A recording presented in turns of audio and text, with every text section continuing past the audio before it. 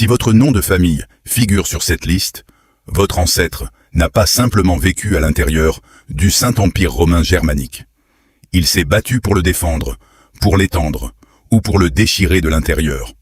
Ces 10 noms allemands apparaissent dans les registres militaires impériaux, dans les ordres de bataille et dans les rôles des régiments qui ont façonné l'Europe centrale pendant 8 siècles. Et la plupart des familles qui les portent aujourd'hui n'ont aucune idée de ce que ces noms signifiaient autrefois sur un champ de bataille. Certains désignaient des tueurs professionnels, d'autres des hommes dont une ville entière dépendait pour survivre à la nuit. Restez jusqu'au numéro 1, car ce nom appartient à un ordre de moines guerriers dont les campagnes militaires sont encore étudiées dans les académies de guerre aujourd'hui. Numéro 10, Jäger, le chasseur. À première vue, un nom paisible, un homme qui traque le gibier dans les forêts allemandes. Mais dans le Saint-Empire, ce mot a pris une signification radicalement différente. Les princes allemands ont compris quelque chose que les autres armées européennes mettraient contre des décennies à admettre. Personne ne connaît le terrain comme un chasseur. Personne ne tire avec autant de précision qu'un homme qui doit toucher sa cible du premier coup ou rentrer chez lui les mains vides. C'est ainsi que sont nés les bataillons de Jäger, des unités d'élite recrutées directement parmi les chasseurs et les gardes forestiers. Ces hommes arrivèrent à l'armée avec des compétences qu'aucune caserne ne pouvait enseigner. Lire les traces, se déplacer sans bruit, estimer une distance d'un seul coup d'œil, patienter des heures sans bouger. Pendant que l'infanterie ordinaire marchait en ligne serrée, exposée au feu ennemi, les Jägers opéraient en petits groupes, utilisaient le couvert des arbres, choisissaient leurs cibles une par une. Beaucoup portèrent leur propre fusil de chasse, une arme rayée bien plus précise que les mousquets réglementaires. Ils étaient les ancêtres directs de l'infanterie légère moderne et des tireurs d'élite. Les officiers ennemis avaient appris à les craindre pour une raison très simple. Les Jägers visaient d'abord les hommes qui donnaient les ordres. Si votre nom est Jäger, votre lignée savait faire quelque chose que les armées ont mis des siècles à enseigner, frapper sans être vu.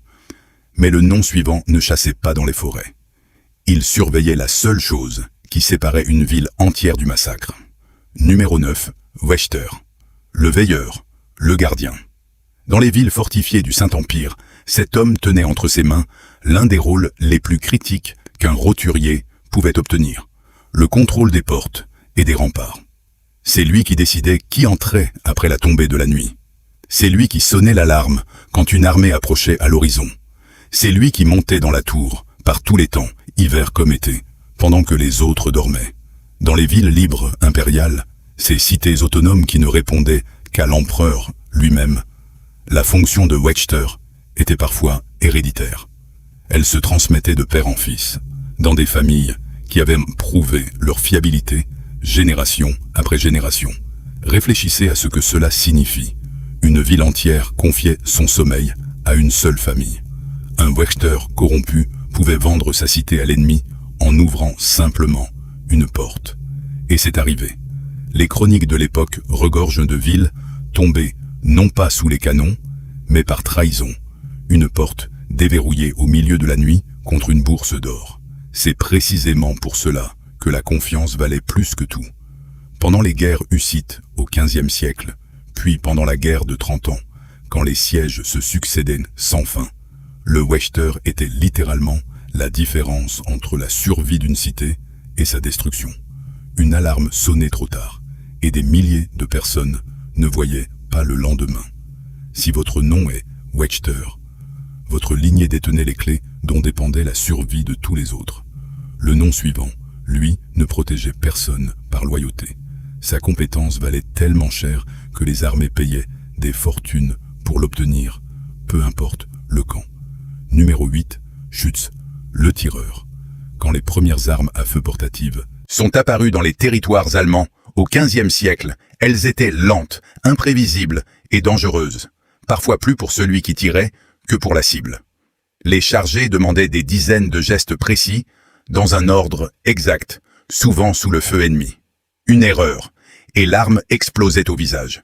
Les entretenir exigeait un savoir presque artisanal. Doser la poudre entretenir la mèche, protéger le mécanisme de la pluie. Et les hommes qui maîtrisaient ces machines infernales, les Büchsenschützen, sont devenus une denrée rare que tous les princes s'arrachèrent. Voici ce qui rend leur histoire fascinante. Le Saint-Empire n'était pas un pays unifié. C'était une mosaïque de centaines de territoires rivaux, chacun avec son prince, son armée, ses ambitions. Villes libres, duchés, évêchés, comtés minuscules, tous en compétition permanente. Cette fragmentation a créé une demande énorme pour des spécialistes mobiles, des hommes qui vendaient leur expertise au plus offrant et passaient d'un employeur à l'autre au fil des contrats. Les Schützen étaient embauchés pour ce qu'ils savaient faire, pas pour l'endroit où ils étaient nés. Leur loyauté était secondaire. Leur compétence était tout. Certaines villes ont même créé des guildes de tireurs, les Schützengilden, avec leurs concours annuels et leurs privilèges. Des institutions qui existent encore en Allemagne aujourd'hui sous forme de fêtes traditionnelles. Si votre nom est Schütze, vos ancêtres portaient un savoir si spécialisé que les frontières ne comptaient plus. Au fait, si cette vidéo vous apprend des choses, abonnez-vous à Non Décodé. Chaque semaine, nous révélons l'histoire cachée dans les noms que les gens portent, sans savoir ce qu'ils signifient. Et maintenant, le nom suivant, car aucune armée ne marche sans cet homme. Sans lui, la guerre s'arrête. Littéralement, numéro 7, Wagner, le charron, le constructeur de chariots. Voilà un nom que des millions de personnes portent aujourd'hui, sans imaginer une seule seconde son poids militaire. Car une armée, ce n'est pas seulement des soldats. C'est de la poudre, des vivres, des canons, des tentes, des forges mobiles, des blessés. Et tout cela se déplace sur des roues. Le Wagner construisait et réparait les chariots qui transportaient la guerre elle-même. Son métier exigeait une précision d'ingénieur. Une roue mal cerclée se brisait sur les routes défoncées, et un chariot immobilisé pouvait bloquer un convoi entier dans un défilé de montagnes. Pendant la guerre de 30 ans, ce conflit monstrueux qui a duré de 1618 à 1648 et coûté la vie à environ 8 millions de personnes, réduisant la population des territoires allemands d'un tiers dans certaines régions. Les trains de ravitaillement s'étiraient, parfois sur des kilomètres, derrière chaque armée. Des centaines de chariots, des milliers de chevaux et de bœufs, tout un peuple ambulant, de conducteurs, de cuisiniers et d'artisans qui suivaient les soldats. Capturer le convoi ennemi valait souvent plus qu'une victoire sur le champ de bataille, car une armée sans chariot était une armée qui mourait de faim en quelques jours. Les charrons compétents étaient réquisitionnés, protégés, parfois enlevés par des armées de passage qui avaient besoin de leurs mains. Si votre nom est Wagner, votre lignée maîtrisait le métier invisible, sans lequel aucune campagne militaire de l'histoire n'aurait duré plus d'une semaine. Le nom suivant, lui, ne décrit pas un métier. Il décrit ce que l'homme était. Numéro 6. Krieger, le guerrier. C'est le nom le plus direct de toute la langue allemande. Il vient du moyen haut-allemand, du mot qui désignait le combat lui-même. On ne recevait pas ce nom en fabriquant des chariots ou en gardant des portes. On le recevait parce que la guerre était votre vie. Ce nom est étroitement associé à l'une des figures les plus redoutées du XVIe siècle, le Landsknecht. Ces mercenaires allemands, armés de piques de plusieurs mètres, de longues épées à 2 mains et vêtus de costumes extravagants aux couleurs criardes, manches tailladées, plumes immenses, ont dominé les champs de bataille européens pendant des décennies. Leur apparence flamboyante n'était pas un hasard. L'empereur Maximilien leur avait accordé le droit de s'habiller comme ils le voulaient, un privilège refusé au reste de la société, en échange de leur vie brève et brutale. Ils se battaient pour l'empereur, pour les princes, pour quiconque payait, et ils étaient si redoutés que leurs propres employeurs les craignaient. Une armée de Landsknecht impayés était plus dangereuse pour une région que l'armée ennemie elle-même. En 1527, des troupes impayées ont mis à sac Rome elle-même, la capitale de la chrétienté. Un événement qui a choqué toute l'Europe. Ces hommes vivaient selon leurs propres lois, jugés par leurs propres tribunaux, enterrés par leurs propres prêtres. Une société parallèle entièrement construite autour du combat, avec ses grades, ses rituels et même sa paix double pour ceux qui acceptaient de se battre au premier rang. Les Doppelzöllner. Si votre nom est Krieger, il n'y a aucune ambiguïté dans votre lignée. Quelque part dans votre passé, un homme a été nommé pour la seule chose qu'il savait faire mieux que tout le reste. Le nom suivant semble tellement ordinaire qu'il en devient invisible. C'est exactement le contraire. Numéro 5, Schmidt, le forgeron. Le nom de famille le plus répandu du monde germanophone. Il paraît banal, il ne l'est pas. Car chaque épée, chaque armure, chaque fer à cheval, chaque canon, chaque pièce métallique que la guerre médiévale et moderne consommait sans fin, passait entre les mains d'un Schmied. Toutes les armées en avaient besoin. Toutes les villes en avaient besoin. Tous les châteaux en avaient besoin. Une seule bataille pouvait détruire des centaines d'armes, tordre des milliers de fers, briser des essieux par dizaines. Et derrière chaque campagne, il fallait des mains capables de tout reforger. Mais tous les Schmied n'étaient pas égaux. Au sommet de la profession se trouvaient les Waffenschmiede, les forgerons d'armes, des artisans au statut si élevé qu'ils étaient retenus directement par les maisons nobles et les villes libres impériales, avec des privilèges refusés aux artisans ordinaires. Exemption fiscale, logement, protection juridique. Certaines villes, comme Solingen, ont bâti leur réputation entière sur leur lame, au point que leur nom est devenu synonyme de qualité dans toute l'Europe, et l'est encore aujourd'hui.